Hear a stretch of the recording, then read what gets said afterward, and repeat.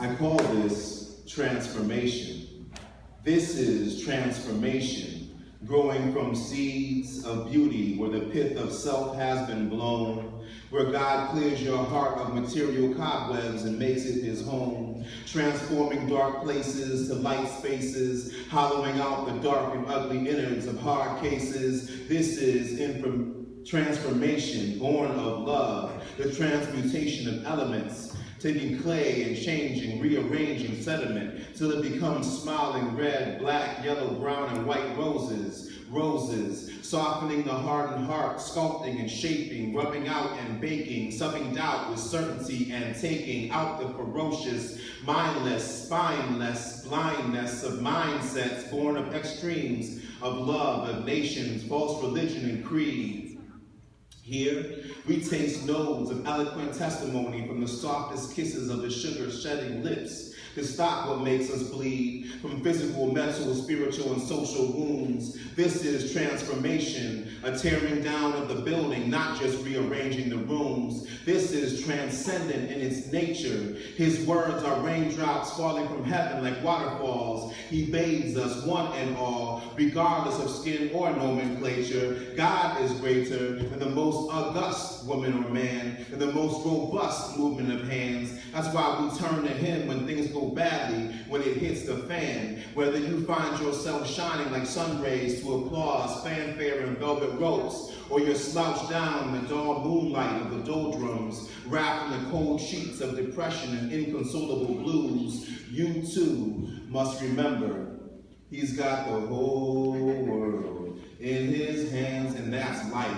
Ups and downs, joy and anger, hills and valleys, paupers and crowns. We are all together bound by this cosmic glue that holds together the atoms called me and you, the yin to magnetism's yang. We call this thing love.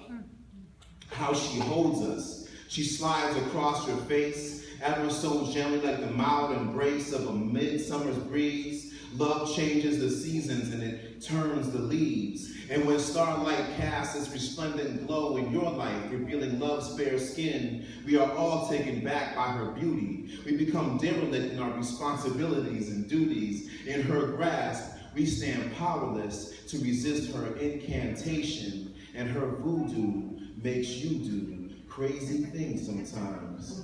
And we get lost as her words stab our hearts and twist our minds. Suddenly no mountain is too tall or too perilous to impede our climb to her. The whole time, the ideal king from on high waits, patiently hoping you'll find him in your heart, robed in extraterrestrial mystery, shining in terrible glory, offering us a clean tablet of chrysolite so we can write epic stories that begin with him giving us to drink deep of the snow-white chalice of reunion in a majestic banquet hall, stacked to the hilt with exotic delicacies of holiness, where we gorge ourselves, where we forget all else, where we toss away our hopes and we discard our health, where we get drunk from the ale of the spirit, and with reckless abandon we toss away our equilibrium, where we toss away our equilibrium for unfading, unconditional, generating, transformational, sensational, spirit-shaking, mind-bending, paradigm-breaking, world-ending, astonishing, godly, soul-stirring,